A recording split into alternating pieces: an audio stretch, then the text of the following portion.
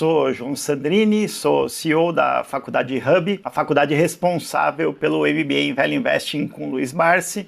E hoje a gente está aqui com ele mesmo, o maior e mais bem-sucedido investidor pessoa física da Bolsa Brasileira. Luiz Barsi, tudo bem? Tudo bem, graças a Deus. Estou à disposição para conversar com os nossos amigos, é isso? Barsi, o senhor costuma dizer aí que qualquer um pode investir do jeito que você investe e alcançar resultados parecidos com aqueles que o senhor alcançou. Que conselho você daria para alguém que está começando agora e quer investir como o senhor, com o seu método e alcançar resultados parecidos com os seus? É simples.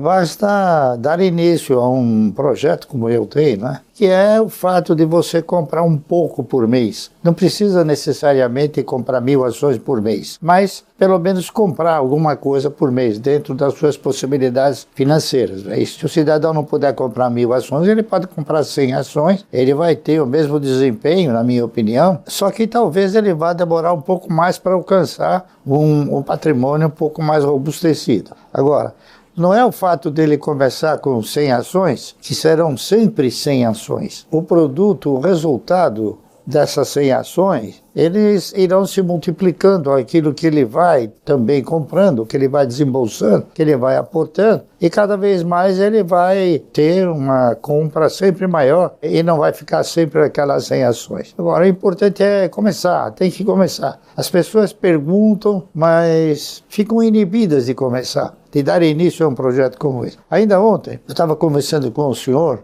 que ele está... Quando você está na beira do abismo, você quer fazer alguma coisa, mas você se sente reprimido. Ele falou para mim, senhor Barsi, mas olha, e se eu comprar um apartamento e pagar aí 5, 6 mil reais por mês, o que o senhor acha? Eu falei, olha, eu acho que o senhor está fazendo um procedimento certo com o ativo errado, porque ao longo do determinado tempo o senhor não vai ter liquidez, vai ser difícil de vender. E outra coisa, jamais o senhor vai poder vender um tijolinho, o senhor vai ter que vender o imóvel inteiro. Se o senhor precisar algum dia de um pequeno valor, o senhor pode vender uma pequena parte, tá entendendo? E uma outra coisa também que eu disse para ele é o seguinte, um elemento que poucas pessoas dão valor num país como o nosso. As ações, elas escondem o patrimônio. Não é como você ter uma Mercedes, que você está exposto, está todo mundo vendo que você tem a Mercedes, ou você tem um apartamento, enfim. As ações, ninguém vê que você tem as ações.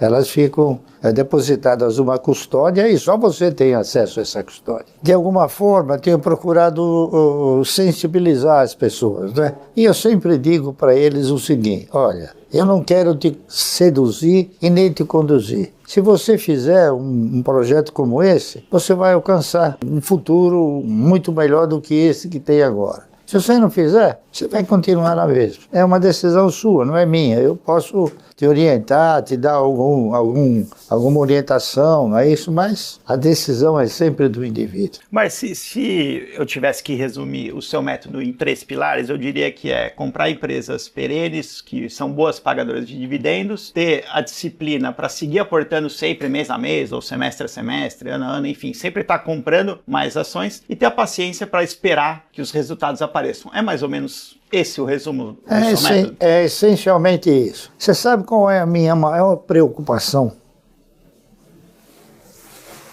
Esperar caírem os dividendos. Eu, das empresas que eu adquiro, eu não tenho nada que fazer com elas, porque elas têm uma estrutura organizacional, operacional, de resultados. Então, eu só espero os resultados. Agora, o que acontece? Quando eu compro uma ação de uma empresa, eu não estou visando comprar aquela ação para vender. Eu estou comprando aquela ação para que ela possa me proporcionar uma renda mensal. Então, se você quer uma renda mensal, você tem que comprar as ações e guardar. Por exemplo, o cidadão que compra um imóvel para renda mensal, ele não faz que nem o cidadão que opera na bolsa. Compra às 10, vende às 10h15, depois recompra às 11, porque o imóvel não tem essa liquidez, tá certo? Então, o que eu procuro mostrar é que ele tem que incorporar da sua filosofia, ou tem que incorporar a filosofia de que ele não é um acionista minoritário, que ele é um pequeno dono da empresa. E como pequeno dono, ele tem que seguir a trajetória do dono principal. Quer dizer, por exemplo, O Setúbal, ele não vende o banco às 10 horas e recompra às 10h15, enfim. É isso que tem que fazer, tem que se considerar um pequeno dono do banco. Essa é a postura que o cidadão deve exercitar. E para isso, é preciso que haja tempo, que ocorra tempo. Se ele não tem a condição de comprar um pacote de ações capaz de já lhe proporcionar uma renda mensal, então ele vai fazendo isso daí progressivamente e paulatinamente. E é isso, não tem mistério. Tá certo? Então, tem que haver o quê? Disciplina. E ele tem que saber que, para se alcançar um resultado mais substancioso, tem que ter paciência. Tá correto? Barsi, e o que o senhor tem feito com os dividendos, com a renda que tem caído na sua conta nesse ano? O que você tem comprado de novo aí para sua carteira? Olha, a carteira de renda mensal é uma carteira que ela vai expurgando aquilo que já não se justifica mais se manter na carteira. Então, por exemplo, eu cheguei na conclusão que as ações da Sabesp já não ostentam mais a condição de integrar uma carteira de renda mensal, porque o preço dela é muito alto em relação aos proventos que ela distribui. Então eu fui fazendo uma substituição, fui vendendo ações da Sabesp e fui comprando ações da Auren, que é uma empresa nova, que tem uma perspectiva fantasticamente positiva. Fui comprando ações também de uma caixa seguradora, tá correto? E são ações que nós compramos não na esperança que elas possam alcançar um patamar muito alto de preço, porque aí não seria interessante eu recomprar, tá certo? Eu vou dar um exemplo do que se torna desinteressante. Há não muito tempo atrás, a questão de uns 5, 6 anos, eu comecei a comprar ações de uma empresa do setor financeiro chamado Banco Mercantil do Brasil. Nós comprávamos esses papéis aí a R$ 3,60, R$ 3,80, até R$ 6. Hoje ela custa R$ 32.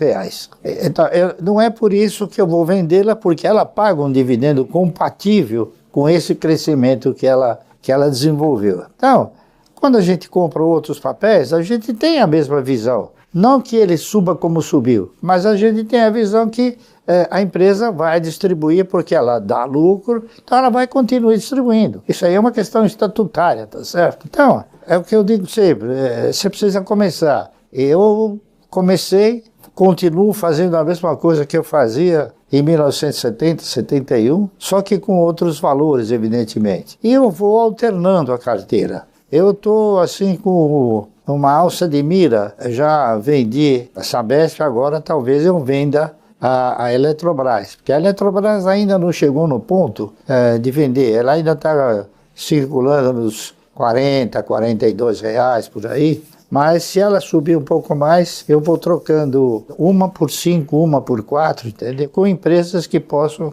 A gente teve analisando também um outro papel. Agora eu vou ter que vender as ações da Cielo. É inevitável. E vai ter o quê? Vai ter um volume de recursos. Eu tenho que colocar, no lugar das ações da Cielo, algum papel que ostente a mesma trajetória do que a Cielo. Ou seja, que pague dividendo trimestral. Então eu analisei alguns, eu já elegi o papel. Eu estou comprando ações, mais uma instituição financeira. Eu estou comprando ações de um banco chamado Banco Banrisul. Banrisul é um banco do Sul, é um banco regional. E se vocês não sabem, no Brasil hoje existem somente 5 bancos estatais regionais. E o Banrisul é um deles. É um banco que paga um dividendo aceitável, muito bom, tá certo? Maior do que aquele que era da Cielo. Mas custa o dobro, a verdade é essa. Então, mas ele também paga o dobro de dividendo do que pagava a Cielo. Então é um papel que ele tem o quê? Ele tem características perenes, tá certo? É um setor da área financeira e tem uma característica interessante. O Estado do Rio Grande do Sul é dono de 98,13% das ações ordinárias. Então, subentende-se que os resultados do Banco Banrisul abastecem os cofres do Estado lá. Então, é uma entidade que você pode comprar confiantemente, tá certo? Porque já tem aí 80, 90 anos e vai continuar, acredito eu, proporcionando bons resultados. Então, é isso que eu estou comprando. Eu estive analisando também na questão que é muito comentado, né? O minério de ferro da Vale do Rio Doce, mas a Vale do Rio Doce alcançou um patamar também que o yield dela, a remuneração, é muito baixa. Porque, por exemplo, você compra com R$ 62 uma ação da Vale. Se você pegar esses R$ 62 e for comprar, por exemplo, uma ação da Semin, que é uma empresa de mineração da Companhia Siderúrgica Nacional, ela custa R$ 5.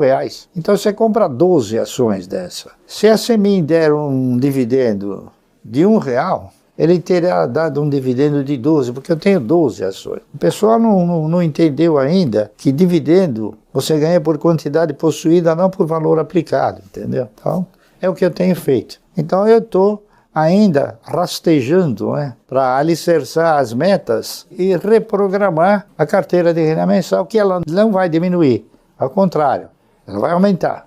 Sempre aumenta. E o senhor também vai ter que, além da Cielo, o senhor vai ter que realocar algum dinheiro da AES, porque também está tendo a venda para a Auren, né?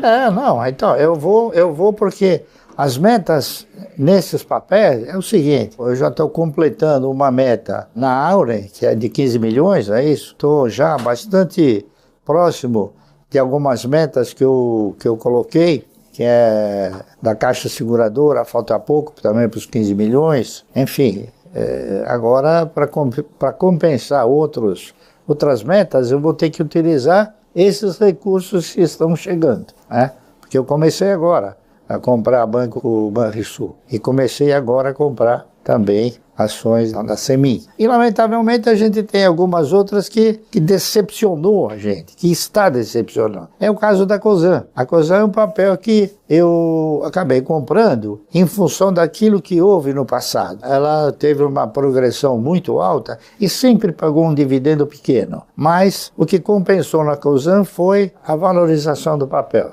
Após o desdobramento, ela não teve o mesmo desempenho que teve antes. Então agora ela está bastante sacrificada no mercado, porque de alguma maneira a sua administração andou se endividando bastante e hoje ela deve cerca de 22 bilhões de reais. Então está difícil dela mostrar um resultado positivo. Então é um papel que está patinando e vai continuar patinando enquanto não houver uma filosofia diferente daquela que está sendo desenvolvida agora. O senhor tem reduzido a posição na Cosan?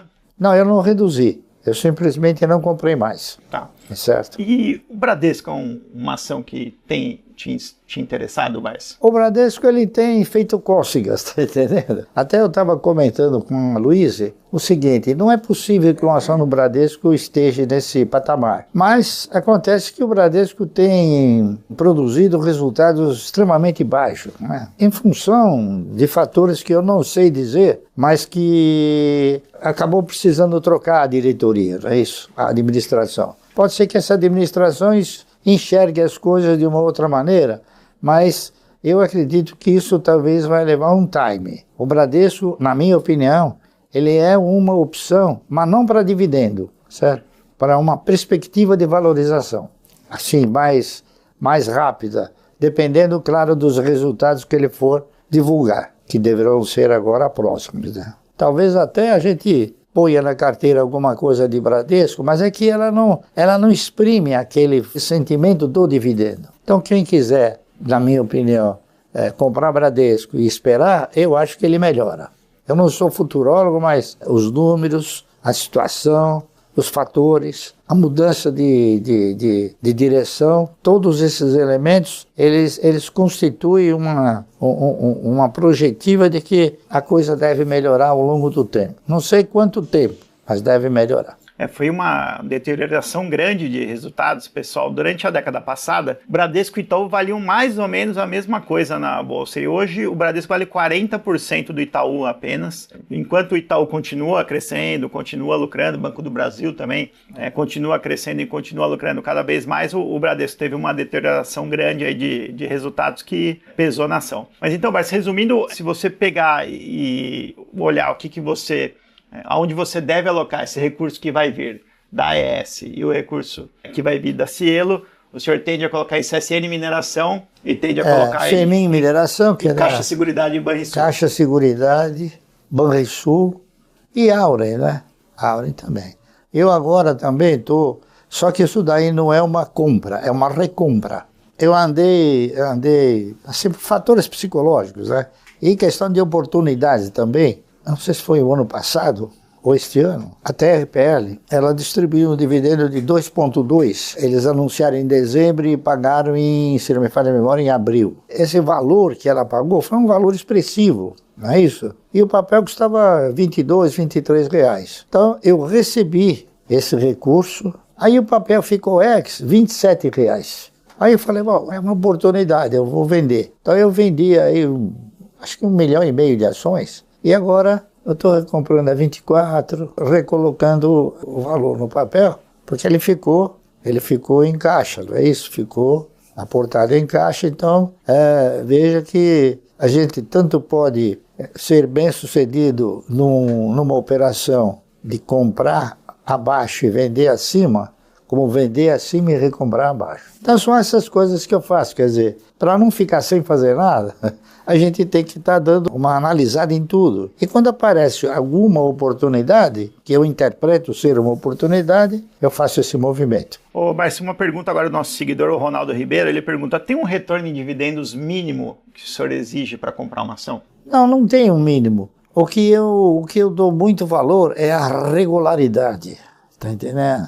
Porque o mercado já me ensinou que dividendo você ganha por quantidade possuída. Não vou cansar de falar isso. Então eu tenho ações que pagam dividendos pífios. Por exemplo, a Klabin paga 0,06. Tá entendendo? Só que eu tenho 100 milhões de ações. Então é o que eu procuro falar, olha, se você tiver uma ação, você vai ganhar uma vez o dividendo. Se você tiver 100 ações, você ganha 100 vezes. Se você tiver 1 milhão de ações, você ganha 1 milhão de vezes. Então, o grande pulo do gato, diríamos, é exatamente esse. É você ter uma quantidade grande de ações, mesmo a empresa pagando um dividendo pequeno, você acaba recebendo um montante de recursos expressivo. O Márcio costuma dizer que é melhor ser um pequeno sócio de grandes empresas do que dono de um pequeno negócio. Bom, isso não sou eu que falo, é o mercado que diz, tá certo? Isso aí já é um fator consagrado, porque você pega, por exemplo, quantas empresas que ostentam projetos enormes quebraram e quantos pequenininhos quebraram, né?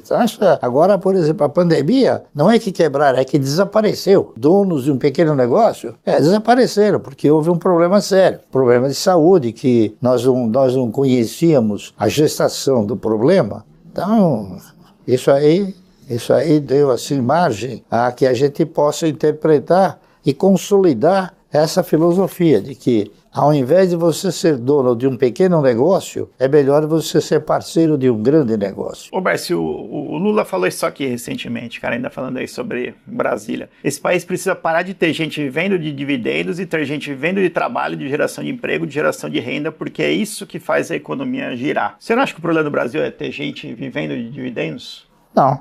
O mundo inteiro tem pessoas que vivem de dividendos. É que o Lula, acho que ele não sabe. Mas ele não sabe que o mundo começou não se criando empregos. O mundo se criou, as pessoas olhando para o futuro, procurando desenvolver novas filosofias, novas tecnologias, criando empresas e as empresas criando emprego. O Lula acha que essa situação é invertida. Tem que haver emprego sem haver empresa. Quer dizer, é um pouco difícil, tá certo? Perfeito, Barça. Eu queria pedir para você contar um pouquinho como é que foi a sua carreira no mercado financeiro, Barça. Você foi sócio aí minoritário de corretora, você foi operador de pregão aí durante muitos anos, você escreveu como colunista de jornal aí sobre o mercado financeiro. Conta um pouquinho aí sobre as suas experiências profissionais no mercado financeiro, porque na próxima aula a gente vai tratar desse tema, sobre carreira no mercado financeiro. A minha carreira foi uma carreira tranquila.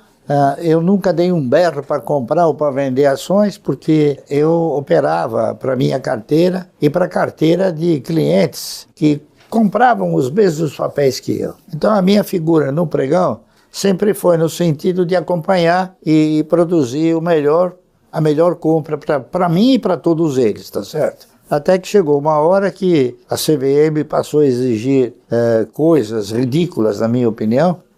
Então eu me afastei, eu não quis mais ser profissional de mercado. Hoje eu sou o quê? Eu sou cliente de uma corretora, mas faço a mesma coisa que eu fazia antes, em relação a mim, tá entendendo? Vou numa sala de clientes, acompanho o mercado, como acompanhava quando era profissional, e desenvolvo as minhas atividades. Se alguém algum dia precisa de alguma, não orientação, Mas, diríamos, um palpite. Eu falo, olha, eu estou comprando isso. Se você achar que tem que comprar, tudo bem. Perfeito. Ô, Barsi, quanto do seu patrimônio o senhor acha que veio do trabalho no pregão, no mercado financeiro, e quanto que veio dos seus investimentos? Você já parou para pensar nisso? O meu patrimônio maior veio das empresas, porque elas me pagam o dividendo e eu compro mais. Elas me pagam o dividendo e eu compro mais. Então não sai do meu bolso, tá certo?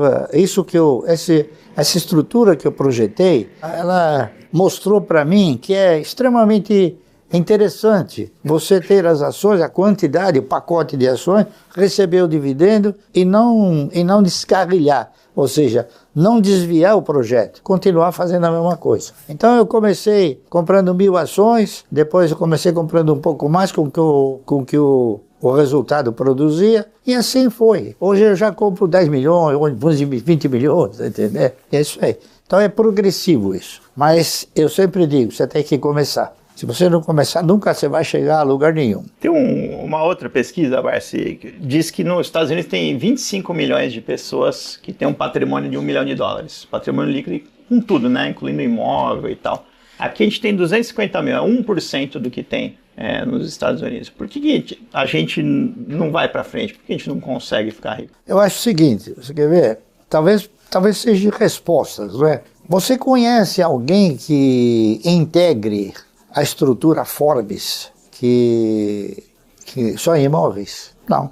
Todos aqueles que integram a estrutura Forbes são através do quê? De ações. Negócios. De negócio e ações, entendeu? Então, eu acho que nos Estados Unidos, o universo de pessoas que têm ações é substancialmente superior ao do Brasil, né? Tá certo? E outra coisa, o americano, ele tem a cultura do investimento que mostra ele que ele tem que investir na geração de riqueza. E é o que ele faz. E é o que nós não fazemos, tá certo? Então, as nossas diferenças estão aí, pura e simplesmente aí, tranquilamente. Bom, pessoal, essa foi a aula com o Luiz Barsi. A gente também vai ter nessa mesma aula um amigo do Barsi, o Guilherme Afonso Ferreira. Vocês acompanham na sequência, né, essa próxima entrevista. E a gente agradece aí pela participação novamente, pela ajuda aí, Barsi. Um grande abraço a todos e estamos